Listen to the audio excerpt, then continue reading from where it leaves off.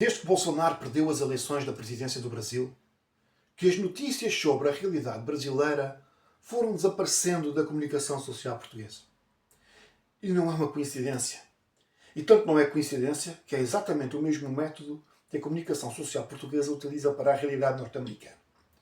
Com a diferença que, se para os norte-americanos o que se diz ou se pensa em Portugal é completamente irrelevante, para a realidade brasileira não é a mesma coisa, por diversos fatores, porque há uma ligação histórica, há laços familiares.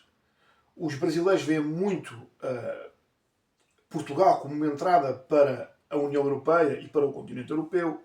Há muitos portugueses no Brasil. Enfim, há diversos fatores que levam a que não seja a mesma coisa. Embora também tenha de dizer que os nossos jornalistas, comentadores aqui de serviço, etc., por vezes acham que contam mais do que aquilo que realmente contam. Vocês não são assim tão importantes, ok? E não pensem que eu estou aqui a dizer que eu é que sou importante. Eu sei que eu não sou importante, mas também sei que o vosso tempo enquanto domínio dos média acabou. Okay? E, posto isto, eu vou fundamentar esta conclusão muito rapidamente e conseguimos ter esta noção de forma objetiva. Vocês façam uma comparação entre a quantidade de notícias que saíam sobre os Estados Unidos durante o primeiro mandato de Donald Trump com o silêncio que se viveu durante o mandato de Joe Biden e agora vejam que voltamos à era do primeiro mandato de Donald Trump com uma propaganda massiva na comunicação social, um bombardeamento diário ao momento de opiniões e notícias enviesadas sobre a realidade norte-americana. Que, mais uma vez, o que nós dizemos aqui não conta para nada para os Estados Unidos.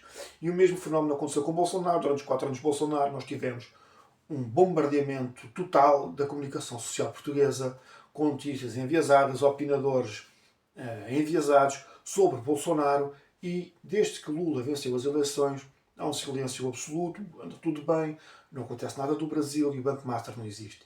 E digo que o Banco Master não existe porque é aí que vou tocar hoje, é nesse ponto que eu vou tocar hoje. O Banco Master é desconhecido para a realidade portuguesa. Ninguém sabe sequer que isto é uma questão. Okay? Ninguém sabe em Portugal. Mas é uma questão e das grandes. O Banco Master era um banco médio, de média estatura, um banco que, enfim, foi fundado em 2021, mas teve um crescimento demasiado rápido. Demasiado rápido. Isto é, no mínimo, suspeito. Não é?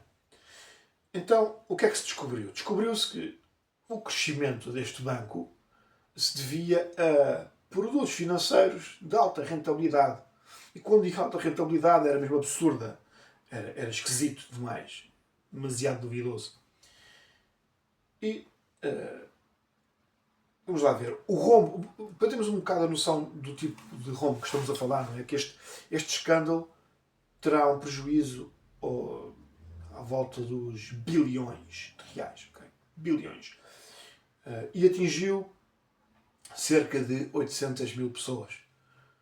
Sim, 800 mil pessoas. Okay? É muita gente. São muitas famílias atingidas. Okay? Em novembro do ano passado, o Banco Central do Brasil liquidou extrajudicialmente o Banco Master. E, à parte disto, a Polícia Federal iniciou uma operação de investigação, que é Compliance Zero é o nome da operação.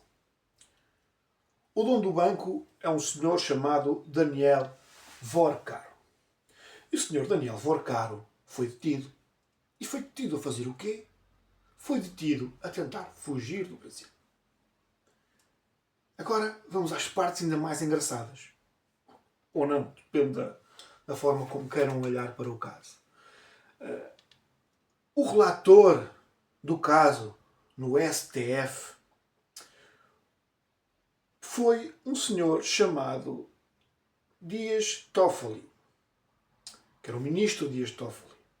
Este ministro, Pá, imaginem, foi apanhado nas gravações da Polícia Federal em conversas telefónicas íntimas ou demasiado íntimas com o senhor Daniel Voarcar. E vocês dirão, mas todos podem ser amigos, todos. Sim, nós podemos ser amigos uns dos outros, mas um amigo meu investigar, ou eu investigar um amigo meu, é no mínimo estranho. É no mínimo estranho. E o facto de ele não ter, de imediato disse, eu não posso investigar porque há aqui um problema de amizade no meio que pode, de algum modo, prejudicar esta investigação, é revelador da promiscuidade que existe no sistema brasileiro.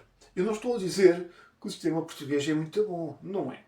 Mas nestes casos, estou a falar do sistema brasileiro. E o Sr.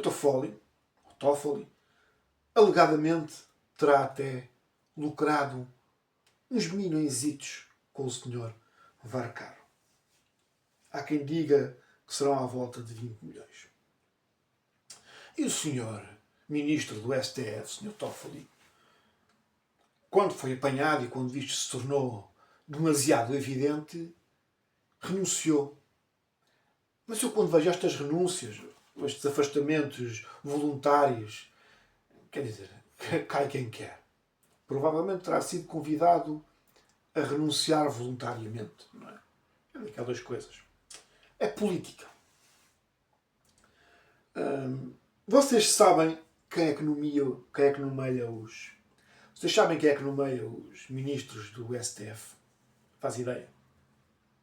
É o Presidente. É o Presidente do Brasil. E sabem quem nomeou este senhor Dias Toffoli? Vocês sabem. O Bolsonaro. Era giro, não é? Não foi. Foi o Lula. Não foi mesmo o Lula. Está bem? Foi o Lula que nomeou o senhor Dias Toffoli. E acham que isto acabou? Não acabou. Agora vejam. O nome Viviane Barci diz-vos alguma coisa? Pois a mim, até há bem pouco tempo, também não me dizia rigorosamente nada. Não faço ideia. A senhora Viviane Barci, não faço ideia. Não sei. Mas se for Viviane Barci de Moraes, já soa aí alguma campainha, algum alerta? Já. Senhora Viviane de Moraes é, como calculam, a esposa do ministro do STF, Alexandre de Moraes, o Darth Vader do Brasil, o dono do Brasil. Atualmente é o dono daquilo, manda naquilo. Mas o que é que isto tem a ver com o Banco Master, o Toffoli, STF? Tem a ver que